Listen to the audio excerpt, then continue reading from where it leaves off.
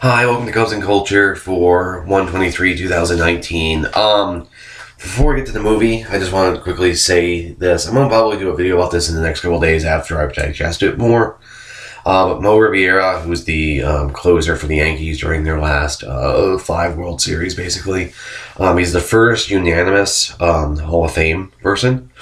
And I actually find that incredibly creepy in context of what's happening in this country, and then sort of other social media movements like Gamergate happening. So I'm not entirely sure what it means, but it's very, very weird and very, very troubling to me. So I'm going to make a video about it in a couple of days after I think about it some more. Okay, so anyway, we're up to the movie Amadeus, which is the Best Picture winner from the year I was born in 1984. It's a very good movie. There's sort of a central problem with it. I shouldn't say problem. There's a sort of a central issue with it that can sometimes really hamper people's enjoyment of the film. Excuse me. Given the nature of the story. So let me bring up the trailer and clips. I'll see you in a sec. Excuse me. Okay, so Amadeus, the movie, is very, very loosely inspired by Mozart, Amadeus, Wolfgang Mozart, and this other composer named Salieri, Antonio Salieri. I think I'm getting his first name right. Both guys existed. There's always been an urban legend that Salieri sort of mentally broke Mozart out of envy and jealousy, and then that caused him to die an early death. It's probably all bullshit.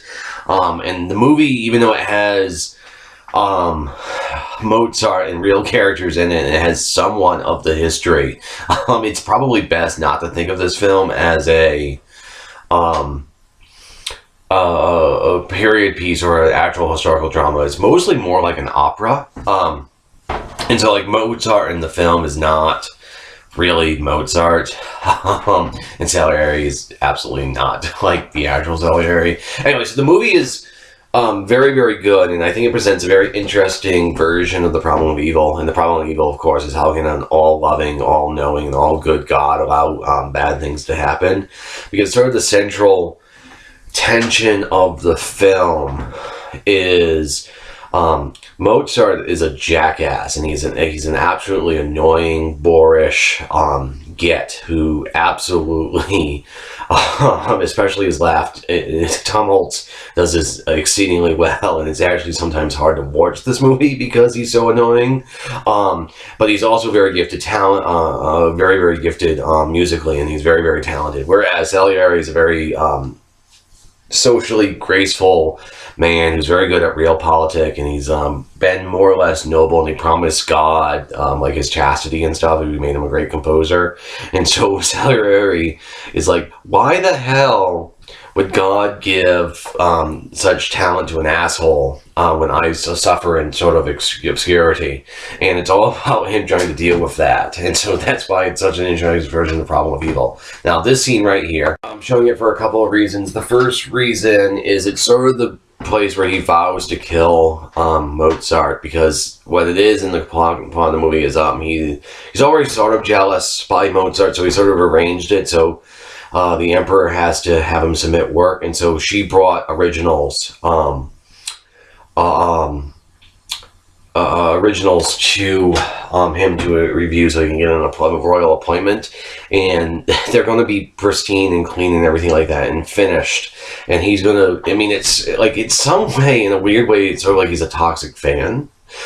Because he's just like, this is amazing music, but it's from an asshole and everything like that. And it really shows, I think, the poignancy of sort of the problem, sort of the plot of the evil, because you hear all the music. I can't show the sound because of copyright, but he's hearing the songs in his head as he turns the various pieces of music.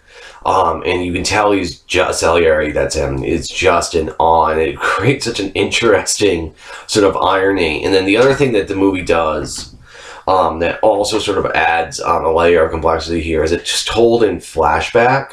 because Salieri at the beginning of the movie actually tries to kill himself because he thinks he killed Mozart, and he's in an insane asylum. So he's an unreliable narrator. So you never actually see Mozart. You only see Salieri's memory of Mozart. So obviously, maybe it's more in his head than actual fact, which is very, very interesting. I think it's a way of getting around sort of the historical issues as well. But in any case, this notion of jealousy and being like a toxic fan and just dealing with how the hell can God do this is really striking, and it's such an interesting film, and the movie speaks to that very strongly. And I particularly like how he never, because the problem of evil as a philosophical problem often leads to atheism, because if there isn't really a solution to it, then therefore the solution is God doesn't exist.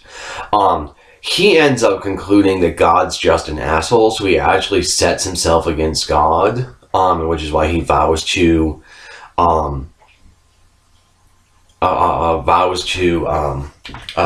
kill Mozart. Now, with that being said, Murray's very good in the film, and he sort of anchors it, and he won the Best Actor. The movie won like 8 Oscars.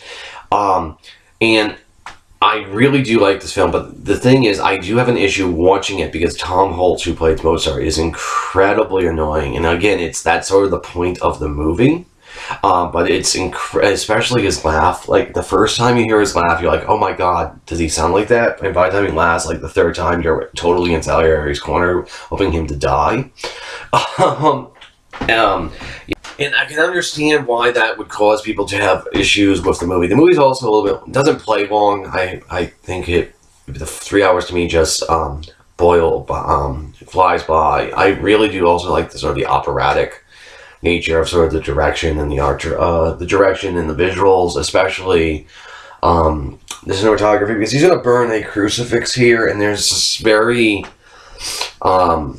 operatic view. There's a very operatic feel to the visuals, and everything feels appropriately larger than life, which really fits the music selection, or the music selection really fits the visuals, how you want to put the point. And it's such a interesting take on problem evil and fan culture that in some ways I feel like this movie is very relevant today because Salieri is sort of a jilted fangirl in a way, and he's so envious and full of hatred for the thing he actually loves that it's a very hard thing to deal with for him, and which is why he has this weird plot to kill Mozart, and it's very, very, like, it's a very tragic kind of film. Now, the other thing this movie does, it's also sort of the other point for why Mozart's is a little bit boorish and annoying, is it's treating, and this is somewhat historical, because he's in Austria, he's in Vienna, was in Austria, and the emperor has banned this place called The Marriage of Figaro, which is this piece about class oppression. At this time, it's around the French Revolution, like Marie Antoinette is indirectly referenced here. Excuse me. And I like that there's this subplot tension of Mozart trying to popularize the opera, so it's much more for the masses. So he's going to take The Marriage of Figaro, which is a social satire about class, and then he's going to make it into a farce, which they object to sort of the politics, but he takes the politics out. But then they object to it just being crude and crass, which I kind of like that Mozart, the figure, is sort of kicking the stuffiness in the pants. It really works good for the story, but it also really motivates why he was sort of isolated from the Vienna inner circle of the emperor, because of him being such a, as he'll say here, vulgar man. And one thing I really do like about this film is it doesn't treat you, it doesn't really handhold you, handhold you in terms of the actual history. The emperor right here will say, my sister Antoinette. he doesn't really say, and like he doesn't really say, like he doesn't say Mary Antoinette. Like it treats you as if you basically know the broad strokes of history and everything like that. And then this theme of Mozart sort of trying to popularize it. It's somewhat interesting because this movie began its life as a play, and it became a very popular film. And then there's always been this tension in the arts about high art, low art, common art, everything like that. And something like Mozart, one of his greatnesses was doing popularized music. And since this is Clubs and Culture, another way of looking at this film, in terms of its sort of story structure, it's kind of like Sarielli is a Mets fan and Mozart are Yankees fans, and he's jealous of the 27 rings, which is kind of a way of looking at it, to make an analogy. Not sure how far he's going to take that.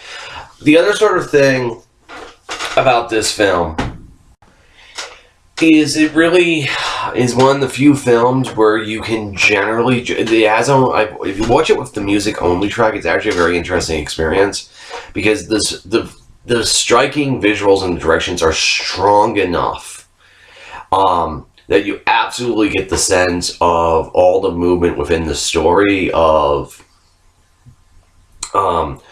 the emperor, him having to plead his case to the emperor because he's doing something that's been censored, etc., or just Salieri's jealousy, or then even like the way in which the plot to get him to basically die by Salieri tricking him into thinking his father is raised from the dead, to have him write a Requiem Mass, i.e. Mozart's Requiem. All leads to a very strong sense of visual construction. And there's a lot of very interesting, I have to stop using that word, there's a lot of really good choices in this. So like a lot of the times over Sarielli scenes, like when he's confessing to the priest, it's actually Mozart's music, but a lot of times over Mozart's only scenes, it's Salieri's music, and it feels very appropriate. And there's something very primal about this movie, and I really like that it has this sort of version of the problem of evil, if I can return back to my main theme of him, because like why do good things happen to bad people? Like, that's a version of the problem of evil, and I don't like, there's not really a good answer for that. And I don't like, there's something very moving to me about Salieri's jealousy, and I don't have it in the clips, but the last scene where he calls himself the patron saint of mediocrity, that strikes me as very, very poignant. And again, that's why I kind of feel like he's a Mets fan, because the Mets have been mediocre for so long, with just occasional moments of brilliance, like 69 and 86. And there's something very, very correct about it. Going back to this scene, I also like, again, because Mozart is sort of kicking stuff in the pants, this line about shitting marble is a really good line, and it's really funny in context. And then we have again, it's very operatic, and it's very, very larger than life, and it's all appropriate. But again, Mozart, the character, is intentionally annoying. And so I find he's so annoying that it's actually really hard to watch this film. Watching it now without the sound is really, really a pleasant experience because he's not laughing. So if you're going to watch this, I would recommend you look at the trailer or see a scene before you sit down for 3 hours, because Mozart is, I don't think the performance is overdone. I think it's absolutely thematically correct, but it feels like it can. I know several people who can't get past how annoying Mozart is in this film to be fully enjoyable. So excuse me. That's gonna. I'm still a little bit sick. Excuse me. So with all that being said, this movie is I don't know if I said this, but it's also directed by the guy who made One Flew Over the Cuckoo's Nest. I think Cuckoo's Nest is better, but Amadeus is really good. So that's going to be it for Comes in Culture. I'm sick. This was really rambling. I'll see you guys tomorrow.